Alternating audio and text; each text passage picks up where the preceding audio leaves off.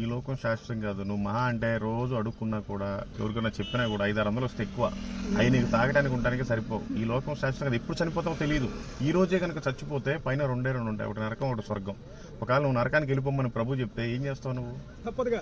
నరకంలో అగ్ని ఆరదు, పురుగు చావదు. ఇప్పుడు రోడ్డు మీద నీకు చెప్పులు ఉన్నాయిలే, ఒకవేళ చెప్పులు లేకపోతే ఒక 10 నిమిషాలు నడిస్తే నీకు తెలుస్తుంది వేడేంటి ఏంటో.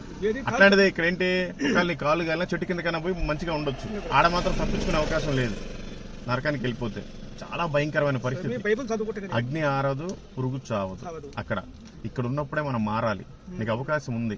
ప్రభువు నీతో మాట్లాడితే నువ్వు చదువు, మంచిగా మారు. కానీ ఈ వేషం మార్చేసే, వేరే ఇంకేదైనా పని చేసుకో. నేను చెప్తాను, నేను ఏదన్నా ఒక హోటల్లోకి వెళ్ళి అన్ని తీసేసి మంచిగా కటింగ్ వేయించుకొని ఏదో చిన్న పని చేయి.